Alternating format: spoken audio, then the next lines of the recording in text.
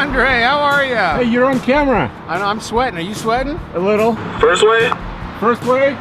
Truck number? Truck number 2. Okay, I got your weight. Thank you. You're welcome.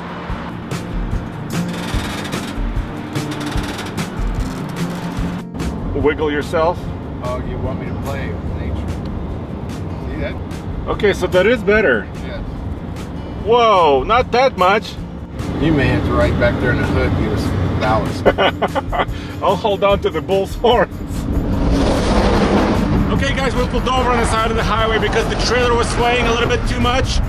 So we need to readjust the weight distributing hitch because it also has sway control. And if that doesn't help, we need to shift the weight a little bit. Right, Kent? Exactly. Let's hope the sway stops.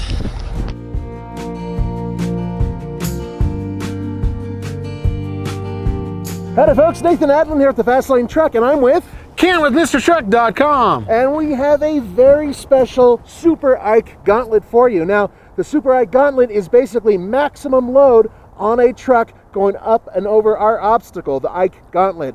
And what do we have to do that with this time? Oh, this is a 2017 heavy-duty Ram 2500 with a 6.4 HEMI.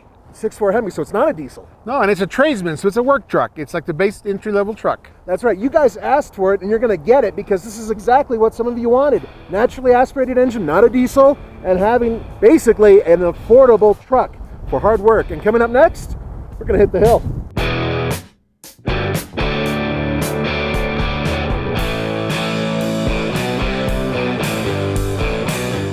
Now, under the hood of this 2500 is the same engine that's inside of the Ram Power Wagon that I love. It's a 6.4 liter HEMI. It puts out 410 horsepower and 429 pound-feet of torque. It's hooked up to a 6-speed automatic transmission that goes directly to the rear end, which is 410.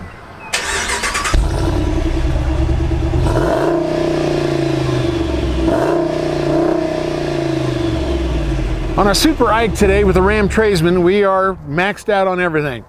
We're using my truck for weight on our tilt trailer here, a test trailer, and this morning when we first took off, we had quite a bit of sway. So what we did, we have our Gen Y adjustable hitch with weight distributing bars on it, and we adjusted it up, which gave us a little more speed, but we still had too much sway. So what we did is we moved the truck forward, moved the toolbox out, and drove the truck forward to transfer some tongue weight. And that helps us. I think it really helps us on coil spring to have a little more tongue weight. And that took away the sway. We've got our spring arms adjusted right, everything handled well, confidence. We weren't scared to drive this truck up the mountain. And we wanted to be safe. We want to show you how to be safe. And then since this is a Super Ike, we maxed out our weight. So on the truck, we put this tote full of water, 2,500 pounds. And basically on our way downhill, Kent's going to tell me how many times he hits the brakes. I'm going to watch his feet. I like watching his feet because he's got all American boots. We had 60, our first break event, bringing her back down to 50. So basically we want to keep it around between 50 and 60 miles per hour. 60 is maximum. Grade down shifted the hill. there. Oh good, it did grade shift. I didn't know if it was going to do that with this setup. Yeah, this year, all the trucks seem to be doing more except for the diesels. They are doing better, but all the rest of the trucks are doing worse this year. I'm not sure why. So one of the things that really separates us from everybody else in terms of what we do and when we test the vehicle is that it's a real world testing. Something bad happened to this big rig, and he is on the side. And we can He's on smell- fire. Look, you can see flames. Oh, flames down below. Brakes are on fire. Completely Completely fried. Cow. Dude, he's hauling heavy weight too. Yeah. That excavator is very, very heavy. Okay, Kent and Nathan negotiated the problem fine. Well, he is roasting him. Yep, he's got lots of axles there. He's got a lot of brakes. Certainly don't want to be in front of him when he comes down. No. All right, so there you go. I think we can safely say 12. Yeah. So one better than the Chevy. Basically, really the same type of truck. This has more power and more torque, but it's also a larger displacement engine.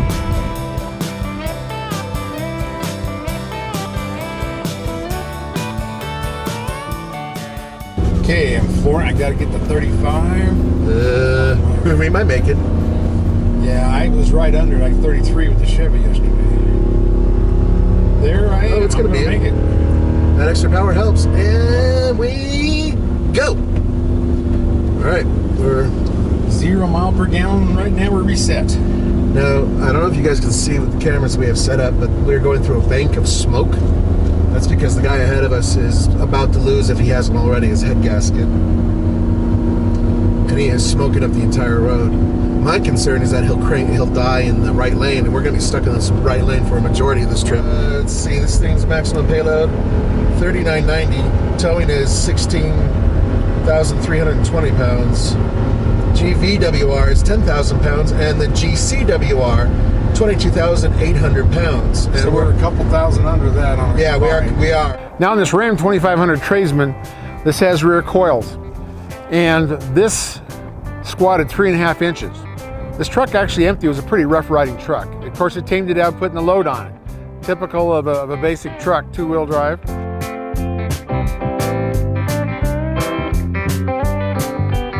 Doing about 40 right now. Yeah, we're about 3,200 RPM.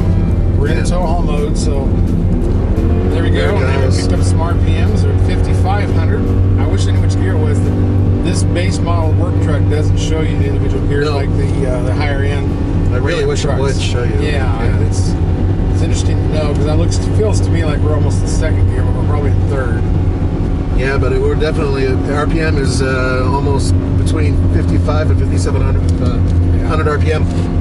Big difference with running a gas engine and running a diesel is right here, this very thing. Yeah. Now basically this is your standard work truck, but it does have a couple small options on it. And overall pricing comes out to, as tested, $36,795. And you get quite a bit of truck for that. You do get a vehicle that has a couple little goodies on the inside, including manual roll down windows for those of you who missed that. The seats are comfortable. It can hold 3 adults in the front. Finally, in terms of its overall usability, it's an excellent interior for usability. It's starting to get a little long in tooth, frankly, because it's, well, a couple years old in terms of design, but as a worker, I would actually appreciate coming to this every day. It's usable, which is a good start. Now, by the way, the exterior, pretty much the same thing it's been for the past few years. The large chrome bumper, well, I'd rather do without, but it is part of an option package that is on this vehicle. I'd rather have a really big, mean metal thing hanging out of the front of it that looks like it would hurt people, but that's just me. Now we are down at about 30 miles per hour right now, so we are really struggling. It's doing it. It's running at just over 4,000 RPM, but it ain't happy. If I could let off the gas, it may downshift and help it, but that's not what we do all these tests at. We do all these tests wide open throttle. Right. So it's letting the truck do its own management and the computer do its thing, and this is what it's doing. And we're at 4,100 RPM, and we're wide open throttle, and we're at 30 miles an hour. While we're cruising, let's use this. That's about 4,200 RPM. So the engine's pushing pretty hard and the fan is on. It's not too bad. Guys, I'm so happy that we do these Super Ike Gauntlets because this is a work truck, gas V8, but we also test diesels and we show all the differences. But our book is all about questions like this, right? Exactly. These tests we do is how we learn too, and it's how we get you all that stats that you want. But also on June 14th, we're doing a book signing in Denver. The tattered cover. Come see us. June 14th at 7 p.m. in Denver, Colorado. The address and the time are on the website trucknutsbook.com. Exactly. So come over and see us. You can buy the book at that site too. You don't have to buy the book, but come see us.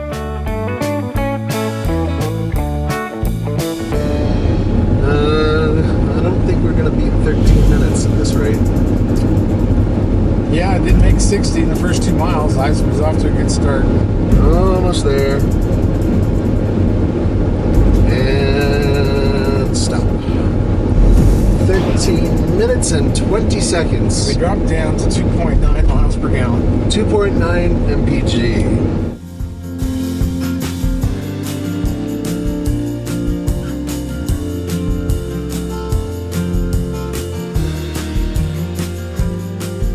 All right, let's talk about the overall performance, because at the end of the day, that's what this truck is all about. Because I was losing power when I shouldn't have been, and I think it goes back to something they've done to the computer that tries to save the engine if it thinks it's going to overheat. And this HEMI 6.4, I'm a fan of it. It's got great power and torque, and you know the capacities on this are best in class. Whether it's payload, trailer, you know, tongue weight, that which relates to cargo. So there's a lot you can do with this truck, and I think its price rate's in the low 30s. Yeah, this is a day-to-day work truck, right? You're not screwing around when you buy something like this. This is not for play. This is for work, right? Yeah. And because of that, you know, granted, it didn't go up the hill that quickly, but that was its only weak point. For the Fast Lane Truck, this is Nathan Adlin, and Kent with MrTruck.com. we'll catch you later.